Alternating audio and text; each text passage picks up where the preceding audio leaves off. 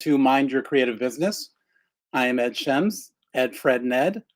I'm an illustrator, graphic designer, and I'm a longtime member and active volunteer for the Graphic Artists Guild. Thanks for joining me today. Um, James Stowe will not be able to make it today, and instead I have a very special guest. Joe Candro will be joining us in about 15 minutes. But today we're going to be talking about pricing. It's a huge topic, and I've been thinking a lot about it recently because I got an email from Etsy. What was it? I think yesterday. And I'm trying to find it on my, there we go. And I got this with the headline, "The Ultimate Guide to Pricing is Here." Well, Etsy, I don't know about that.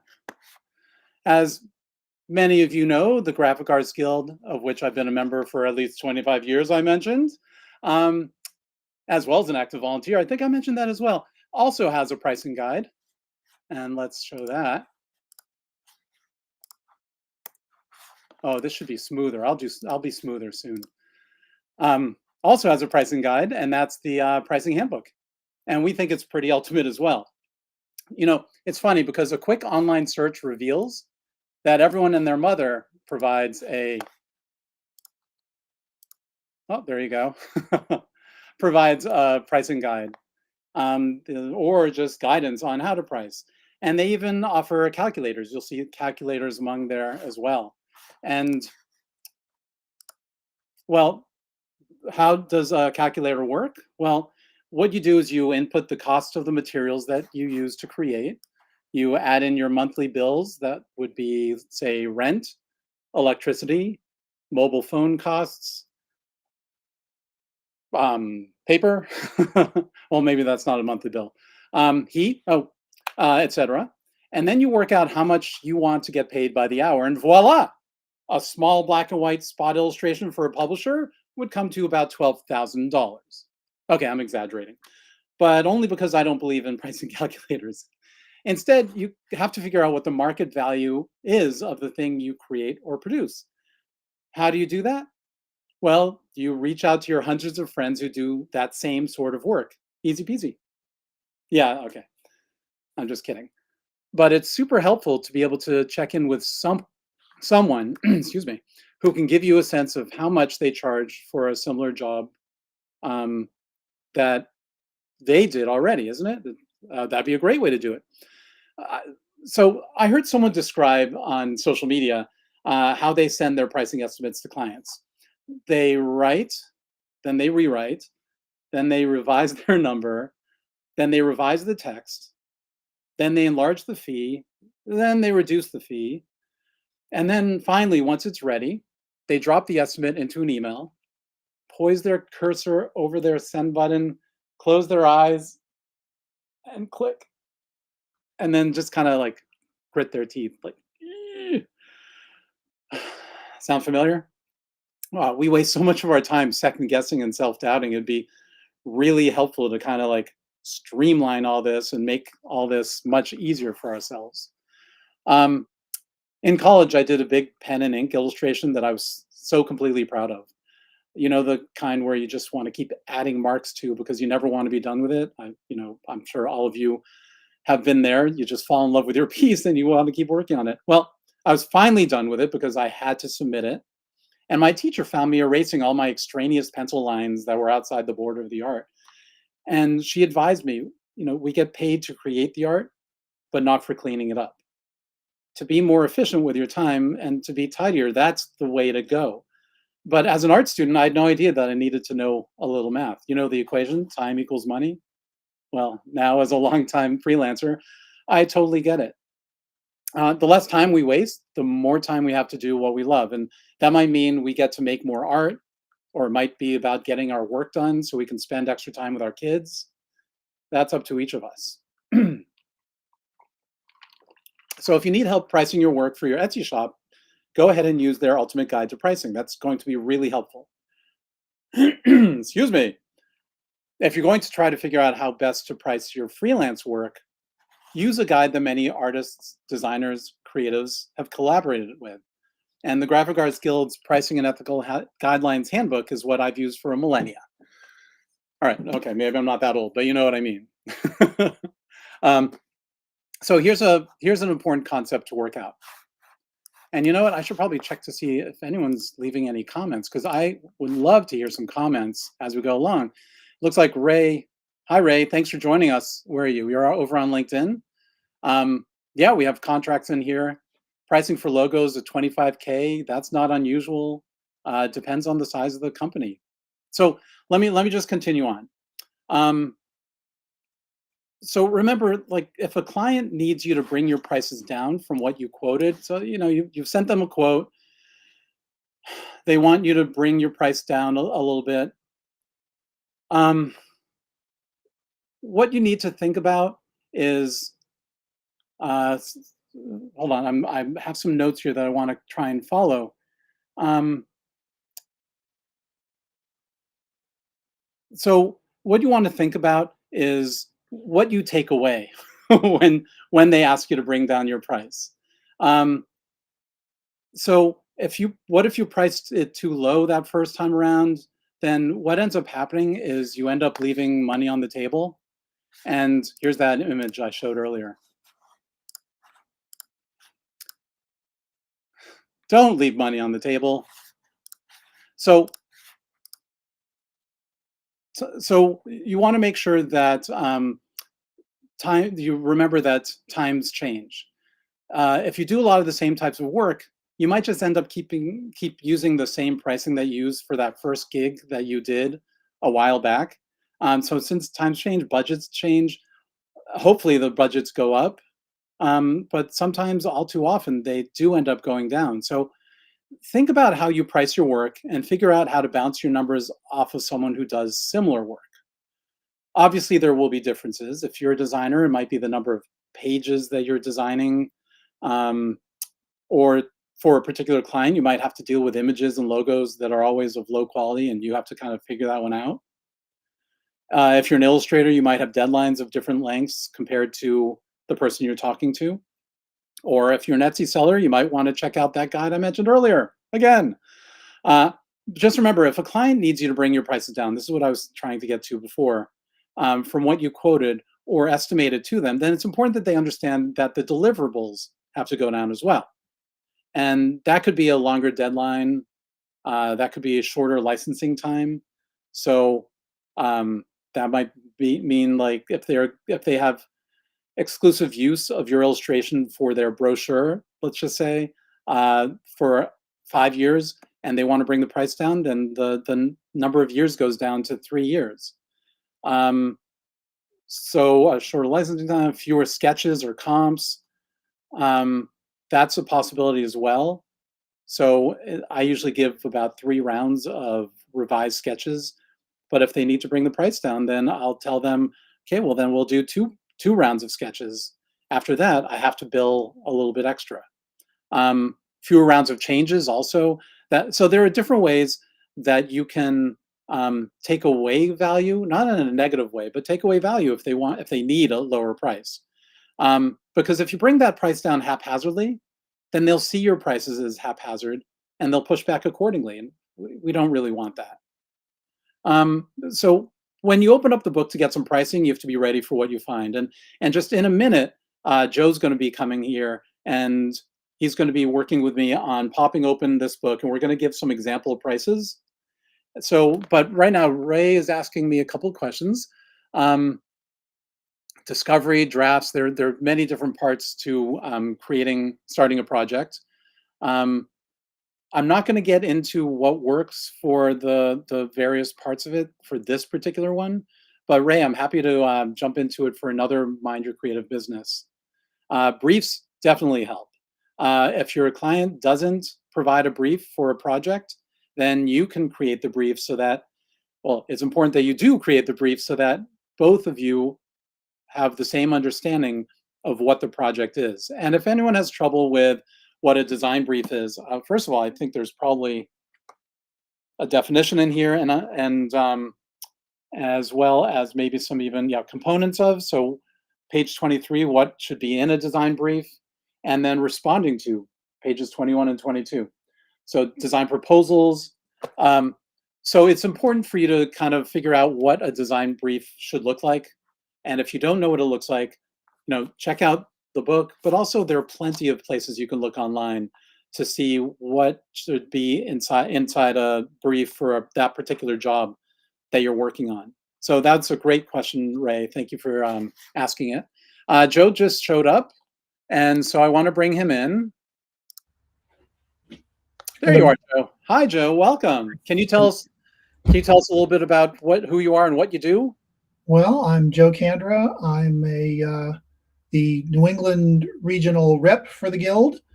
I'm a graphic designer, illustrator, cartoonist, all-around artist. I've been working in digital art since 1985, so that's many, many years. And the vast majority of my career was in the corporate realm. I was a cubicle jockey for many high-tech firms in the marketing department. And there I did things, everything from PowerPoint slides to animated videos based on PowerPoints, or, whatever they threw my way, web design, web graphics, PDFs, white papers, brochures, you name it, any marketing material, trade show booth design. So any marketing material that you can think of I've done at one point or another. You almost sounded like one of those prescription medicine ads. And we do this, and we do this, and we solve this, solve this. Yeah. That's great. This is not the part where they say it can also cause this side effect and this side effect. Yeah, the side effect that it causes is exhaustion. Yes. But also an inflation of your bank account, I hope. I mean, isn't that the goal? Like to be sustainable as a creative? Yes. One thing about being in a corporate realm, I never had to worry or think about pricing my work. And now that I am not in the corporate realm anymore, that has been an evolution for me. I always looked at, what am I getting paid per hour? Because if you're getting $35 an hour for 40 hours a week, 52 weeks a year, that's pretty nice. You can, if you and your wife are pulling in that much, you can raise a family and buy a house and all of that. But if you have to figure out what you're worth, then that's a totally different option. That's right. That's right. Let's get into. I want to get into that in just a minute. Sure. But what I want to just I want to do an example out of this book for how to use the Guild's book, but also any pricing that you see out there. Oh, good. You have yours too. And anyone who's been to this talk in the past will know that I keep my handbook on top of my scanner over there because it's great for weighing down the scanner and getting a really crisp scan. What's really important is not to get scared of the pricing that you find online or in the book even. So because a lot of it is people are taking averages. That could mean someone who's new. That could mean someone who's been around for a really long time. And you have to kind of weigh the numbers you see. So let's just jump in real fast. Joe, can you pop it? I bookmarked page 207, right? Okay. Yeah. Joe, can you pop that open? Yep. So page 207, you can see I have a lot of bookmarks here. Page 207 was just an example. It's comparative fees for a book jacket or a cover illustration. And the very top one, and so you have a chart over here, and the very top one is a hardcover for a major trade. So we're talking like a hardcover book for Scholastic, for example. You've been hired to illustrate the cover, and you have never done a cover before, let's say, or you've never worked with Scholastic. So you decide to consult the Pricing and Ethical Guidelines Handbook, or you find numbers online. And so, Joe, can you read what the pricing is for front cover? For the front cover for a major trade ranges $1,000 to $3,000. Oh, okay. I'll take 3,000. Thank you very much. Okay, we're done. Awesome. Thanks for joining. No, just kidding. So like I said before, you know, you have to kind of figure out where you are in there. You're not necessarily 1,000. You're sometimes not even necessarily 3,000. There are plenty of illustrators who have enough cachet who are getting $10,000 for their covers. I made that number up because I'm not that illustrator. Um, but I know for sure that certain illustrators do get much more than anything you'll see in here. So the average was taken, and that's how we get to these numbers. So you have to kind of figure out where you are, A, in your career, in your reputation, and what you need in order to survive.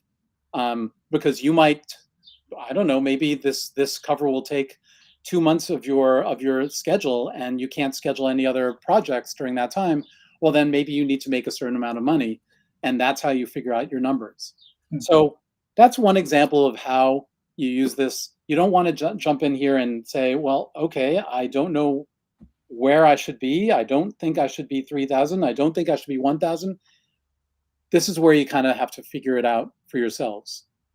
And it can be, you have to kind of work out the solution to how to figure out your numbers. And so Joe, can tell us a little bit more about Joe has a great example of how to kind of build on your knowledge.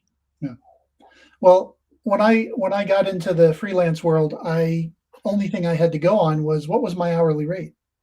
And I figured, okay, I was getting $35 an hour, but last time I got laid off.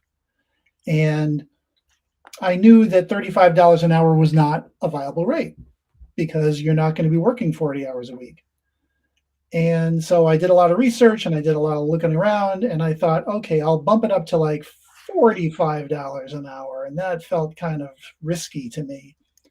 And that worked okay. What I did is I made up a list of kind of flat rate of, I estimated how long it would take me to do a web banner or a white paper or create a template for a product, sheet. And so then I added my multiplied that by 45, tacked on a little percentage just for wiggle room, and I came up with my rates. Well, I came up with a job a year or so ago, and it was for a company, and it was actually a very major rebrand of their entire branding system. Mm-hmm. And they had worked out with an outside firm, and it had taken months and lots of money, and they just got really tired of it all. And a person was working there that I had worked with at a previous company. She pulled me in, talked to the creative director, and they said, can you take this? It's like 95% done. Can you just finish it? And it was the logo, it was PowerPoint, it was part of the web design. It was a lot of design elements that had not been finalized yet. And they weren't happy with the company that had done the work so far. So I thought, yeah, I'll take it over. And I used my initial pricing and I priced out everything, added on a little buffer zone, and I sent the proposal. And to me, it sounded like a lot of money. And my friend emailed me back and said, the creative director said, bump it up a little bit. And I ended up bumping it up 2 times because she felt that my work was worth it. And it was a real dawn breaks over Marblehead moment for me to realize that, I was selling myself short. So I bumped it up to about $10,000 total, which to me still sounds pretty big, but now I know was actually kind of a deal for them as well. Right. And it made me rethink all of my pricing, and all my pricing has gone up. So it's not 45 an hour anymore. It's like 75 to 100 an hour. You know what that speaks to, Joe? That speaks just knowing to the the work. value of creating relationships with designers, art buyers, and corporate marketing people, because that's happened to me as well. I've been hired by a graphic designer that I know. Actually, she connected me with a company who was looking for an illustrator. And when I sent her, she was playing intermediary, I believe, or I just kind of bounced my number off of her before I sent it to the actual client. And she said, boop. And she told me how much more to bump it up to because of her experience. She knows what the kind of project should get in the real world. And sometimes we don't have that access necessarily. So I bumped it up and I got the project, and I got the project for like more than double what I was planning on charging, which was Yeah. a really nice amount of money. And that has happened to me a few times already because they they're trying to lift the designers and all, they're trying to lift up the industry, lift up the illustrators, lift up other creatives, and they know what their client's budget is or what their friend's client's budget is often, and so they can tell where the numbers are these days, and it helps everyone if if we are helped to survive a little bit better. Mhm. Yeah. Can I get into a quick thing from Ray? So let me pull up Ray's question. Hourly versus flat rate. So I typically don't do hourly. It really depends on the kind of work that you do. If you work for um, if you work for a company, then obviously being paid a flat rate. If you are a freelancer and you're designing something for a company, typically what you'll do is you'll come up with your flat rate. So basically it's value-based pricing versus hourly pricing. And value-based pricing is not only like what amount of time you're going to put into the project, but the value that you are bringing to the project, which if you happen to be a really fast designer or illustrator or whatever, and you're billing by the hour, you're shortchanging the amount of experience, the amount of the number of years it took you to get that fast and good, fast and good. Um, so it's important for you can start out, and I do this a lot. I start out with, okay, how many hours is this going to take me? And then I figure out what is the value that I'm bringing to this project. Now I do a lot of graphic design work, so when I look at the sorts of projects that I do, I don't just think about the hours. I want to make sure that I'm compensated for the amount of thinking I do. I mean, I think in the shower sometimes too. So, trying to figure out how to solve a particular design challenge. Um, so it's that's another reason why I don't like those calculators that just take hard data and tell you what you need to charge per hour. So for example, I give a talk called Ready Set Freelance, and in it, my creative partner Justin and we talk about two different projects, two different companies, but the same project. And in it, we're talking about doing a pizza box illustration for a mom and pop, and doing a pizza box illustration for Domino's. Now Domino's makes like what $6 billion a year or something like that, while mom and pop make 30,000 a year, making up those numbers. Actually, I do have the Domino's one somewhere, the Domino's info somewhere, but I'm not going to pull it up right now. We only have about 6 minutes left. And would you charge the same amount to mom and pop that you would charge to Domino's? Or better yet, would you charge to Domino's the same amount you would charge to mom and pop? I would never. My number for the mom and pop, they could never pay the amount of money that I would want to do for Domino's. So you have to have two different structures going on there, and they're not necessarily based on the amount of time that you put into the illustration. Do you have anything to add to that, or can we move on to Kai's question? No, yeah, I think, like in my situation, I tend to go with my flat rate. And then if they balk at that a lot, then I'll negotiate an hourly rate. But Yeah, yeah, I mean, it's what the market will bear, absolutely. And and each client is different, each client is different. and You have to be flexible too. and your penchant for negotiation. I mean, that's one thing that many creatives have a hard time with. We get into this because we love to create. We don't get into this because we want to be business people and Yeah, negotiate. So that is something that those are muscles that we need to exercise and then flex at the right times. yeah. So Kai has a question. Do you believe in niching down on a graphic illustrator portfolio? Now, Kai, I believe that by that you mean that you kind of choose your segment, marketing the segment of a market, and your work is aimed directly at that.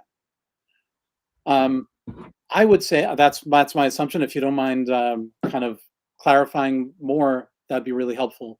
But in the meantime, I'll kind of respond to that and say, I think that's great as long as it's a big enough market that you're niching into. Uh, but if you're niching into a market for um, I don't know, promotion, and you only show stuff that would work for a kids company, or a company that's trying to sell things to parents for kids, then you're missing out on the stuff that other companies are trying to sell for adults. So you need to be able to kind of balance a little more generally. So it's fine if you're always aiming for marketing and promotion, but you want to make sure that you don't always show that you are only stuck with a certain style, or that you can only appeal to young, only appeal to old. You have to really think about what niche you're going to get stuck into, and whether or not there's enough business out there that you're drawing to where your portfolio is. You can also make your portfolio have different segments. Yes. You can have a corporate segment. You can have, like mine, I have a corporate segment. I have an illustration segment. I have a cartooning segment. I don't know if it really, has gotten me business, but it shows a wider variety of work that I can Well, do. that's why I did Ed, Fred, and Ed when I first started. I did Ed, Fred, and Ed because I wanted to do three different things, and I wanted to appeal to three different niches, I guess. Ed was in the beginning. Well, I'll just talk about now. Ed is young stuff. Fred is more adulty stuff, and Ned is my graphic design work. So I really want to jump into this question. Where'd that go? It moved. Oh yeah, this one from Ray. Back to Ray. What are your thoughts on Fiverr and other crowdsourcing platforms when it comes to pricing? You know what? Um, I could talk for quite a while about this, but I'm going to give with just a few minutes to go. Here's my thought and how to talk to your clients. First of all, if your client is adamant that that is the pricing that they want to go with, the $5 or $7 or whatever it might be to get what they want from Fiverr, then there's very little you can say to talk them out of it, except to talk about the value you bring. You are a partner. You are not just someone who's going to whip something out real fast just to make a buck. You are actually going to, and this is what I do. I become a partner with my clients so that I'm not just doing exactly what they tell me to do. I'm looking at what they're asking, and considering what they actually need. So if a company comes to me and says that they need a brochure, I'll look at all their assets and I'll say, first of all, what logo are we going to put on this brochure? You don't have a logo. Let's talk about that. So there's a lot more to creating a relationship with your client that hopefully your client values. But here's one of the things that I tell anyone who does want to use Fiverr instead, and that's an example that, again, I go back to a talk that Justin and I gave, where we actually hired someone from Fiverr to create a logo for us because we wanted to see what the process looked like, and we wanted to see what we would end up with. And we ended up with, and this was for that actually mom and pop pizza company, and we ended up with a decent looking logo. The designer did what we asked. But then Justin took that image and dropped it into a reverse Google image search, and found that the designer had stolen that image. So with me, you know that you're going to get original stuff. With Fiverr, that designer is off and running. You are the one who's going to have to deal with litigation when the owner of that illustration comes to find you. Sometimes you get what you pay for, Pat. Exactly. Yeah, Ray, we can definitely talk about AI another time. There's the guild right now is putting together our the view. Sorry, I'm really bad at explaining this, but like the guild's viewpoint on AI, and then best practices for AI platforms that Rebecca Blake, who is our advocacy chair, has been working with other groups on Capitol Hill to kind of help promote through legislation. And then also best practices for users of AI. So there's so much for us to talk about. We'll have to do that another time. Um, oh, that here's the question that was asked. And so, Joe, I'm really sorry that I only had you for such a short amount of time. We can go over just by a few minutes, but I want to honor everyone and respect everyone's time today. And Yeah. was there anything that you want to add to this conversation? Um, I'm not sure. I mean, I have a little anecdote. This company where they told me to bump up my work. Well, that creative director is no longer with the company, Yeah, but I have relationships with a couple other people at that company, so they still keep sending me work. And even with my rates that I negotiated with them, whether maybe a little bit smaller, they've sent me the volume. So just the other week, I did 35 web banners for them, and for them, my web banner price is $100 per banner. yeah, Oftentimes, because they'll send a web banner and they say we need 5 different sizes. Okay, so that's a little bit of work. And I kind of thought, well, 35, maybe I'll give them a little bit of a break. But we went through 3 rounds, which was more than we usually go through. So I charged them the whole thing. So that's $3,500 for web banners. So even the little things can add up if you stick to your guns, and if you deliver the work on time to their satisfaction, they will keep coming back, absolutely true. That's why, and you maintain that and relationship. that's another, like, that speaks to the problem that I was talking about with Fiverr. Those people are just in it for a few bucks, and they're not there. They don't know your history. They don't know what you've put out before. They don't know anything about you. They just respond to that one question, and they deliver to that one thing, and they're not building any relationships. And Yes. again, if it's a client who you can't convince, let them go, because you don't want that client who doesn't value you. And at some point, they will understand your value and perhaps come back. And if not come back to you, they'll come back to the industry and hopefully find someone who will show them value, and they'll recognize that you were right. It's always nice in the long run to be right. And pricing is like learning how to paint. You have to paint a lot of bad paintings before you get good, and sometimes you have to make some mistakes pricing before you realize what your pricing should be. Yeah, that's true. Yeah. So good luck, everyone, with your pricing. Talk to us in the comments. We'll be checking them. I mostly check the LinkedIn comments.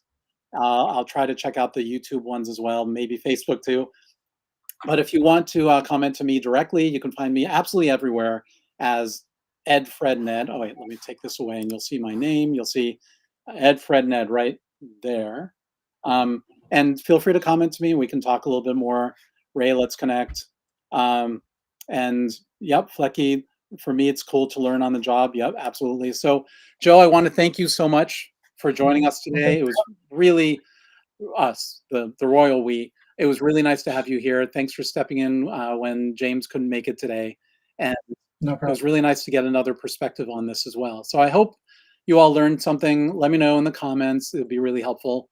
And thanks, everyone. Have a great day.